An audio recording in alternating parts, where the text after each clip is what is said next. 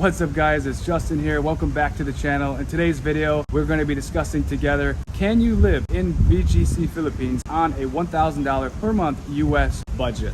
So the short answer is yes, you absolutely can, and I'm going to prove it to you mathematically here in a moment. But keep watching the video to learn why you're actually able to live in one of the most privileged, luxurious parts of the most expensive city, which is the capital, Manila, and surrounding areas in the Philippines. Why you can live here so cheaply if you actually wanted to.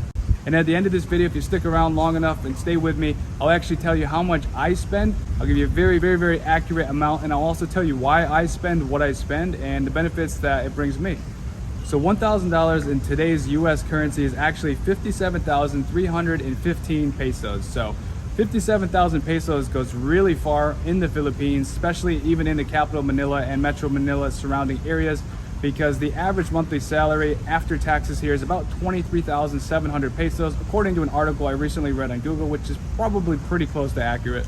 So here's 3 prime locations directly in the heart of BGC that you can actually live in, starting at only 25,000 pesos per month, which is less than half of the budget we were discussing of 57,000 pesos. The first one is Park West. This looks like a great building. It's currently ranked as a 4.3 on Google reviews, and I've been in the building, parts of it. It's built right on top of a Starbucks, which is really cool, and the location is really nice.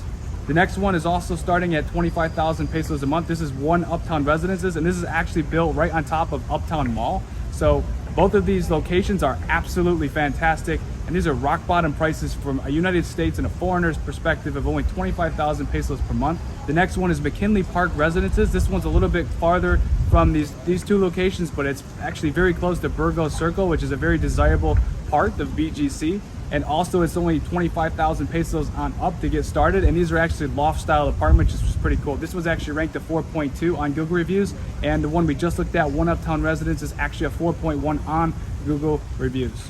So if your rent is only 25,000 pesos a month, which is less than half of our 57,000 peso per month budget, we're already sitting pretty well based off of this math. But let's continue on. So utilities, your water bill is probably going to be about 500 to 700 pesos a month, but we'll assume that you're just living by yourself and you're only using water for one individual. That's about 500 pesos a month for your water bill.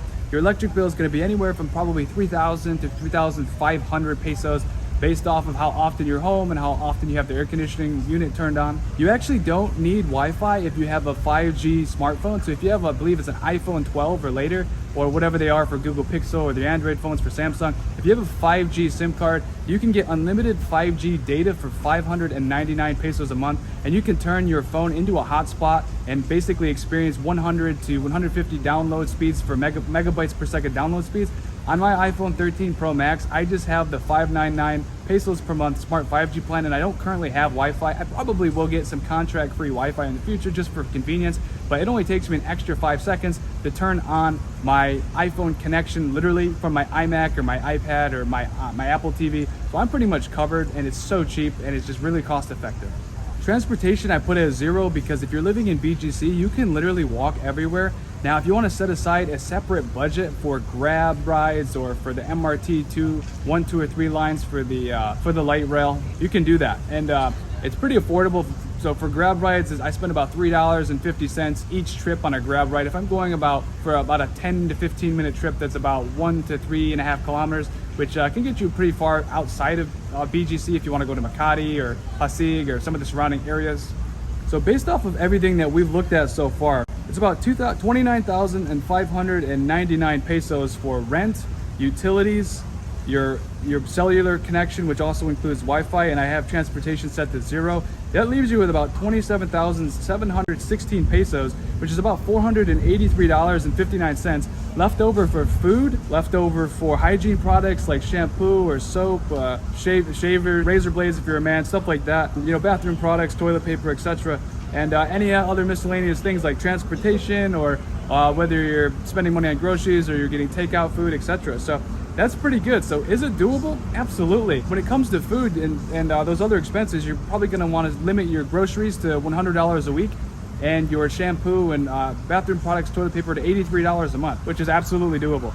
This also assumes that you're not going to be eating out a lot, or if you are eating out, you're eating out at some of the places that are cheaper. The restaurants in BGC are going to be a lot more aggressively priced, meaning more expensive than places you can eat outside of BGC. So what do I personally spend per month as a United States person here, living here in the Philippines? I happen to right now be finishing up my lease in Makati. I live in the Rockwell area right next to Power Plant Mall at the Proscenium at Rockwell. I spend considerably more because I have a life insurance policy that it's only $20 a month through State Farm. Got about $180,000 per month in coverage for life insurance. I spend about $200 to $225 a month on my health insurance policy, which is basically in the United States still. I do intend to knock that down to about $80 a month by getting like an expat medical insurance policy, because that's one thing I didn't cover so far as insurance. I spend a lot more on transportation because I am a vlogger and I am always getting in and out of grab rides or using the light rails, or basically using just other transportation systems here in Manila because it's part of what I do. So that is more of a business expense, but it's not a personal one. And I make money from doing that. So there's really no point in me including that in this example for you, because your situation could be different. I also like to eat out quite a bit, and I also like to explore the rooftop bars, and I really enjoy the nightlife scene a lot here in Manila. I think 50% of the reason why I love staying in the capital regions is because the nightlife scene, it's popping. It's really nice. It's whether you're gonna go to High Street or Uptown Parade or walk Makati Ave, the nightlife scene is popping. It's fun. It's fun. My point is, it's fun here, and I enjoy myself, and it's a good time. And I spend a little bit more when my girlfriend and I go out and we have drinks, or occasionally once or twice a week we do that type of thing. A little bit less so lately, but without going on a tangent, let's dive right into the next part of this conversation. So all in all, I spend about 35,000 pesos on my current 336 square meter unit here, which is about 380 square feet in the Lincoln Tower at the Proscenium at Rockwell. I spend about 35,000 pesos, which is 10,000 more than those starter studio units in the BGC area that are all in prime locations and are excellent choices and excellent candidates for a nomad who is looking to basically spend some time here in the Philippines and really enjoy themselves in the bubble, right, of BGC. You go outside BGC and things are not going to look the same. BGC is for the privileged. BGC is luxurious. BGC is definitely a bit more expensive for those reasons. And yeah, I just want to throw that in there. Where I'm at is very kind of the similar thing. I live in the Makati area is also very similar. And I also live in Rockwell, which is like a smaller chunk of Makati. But yeah, I spend about $1,500 US per month, sometimes up to $2,000 per month. That's because I have a storage unit in the Arizona, back in the United States, which is about $175 a month, which I'm planning to go back to the US soon when I visit my family for Christmas, to sell all the stuff that I have in that storage unit and to cancel that unit because I just no longer need it, and I don't see myself living in Arizona anytime soon. And my girlfriend also has a storage unit here, so we're gonna actually move her stuff soon to a different storage unit based outside of the direct, her unit's currently in Taguig. We're paying about 4,800 pesos a month, it's about $80 a month US. But we found another place, another option outside of Taguig, outside of the main capital Manila area, kind of out towards Antipolo, for about 2,000 pesos a month. So we're gonna cut that by about 60%. So you probably won't have multiple storage units, a super expensive health insurance policy, for example. You probably won't be using Grab 2-3 times a day like me.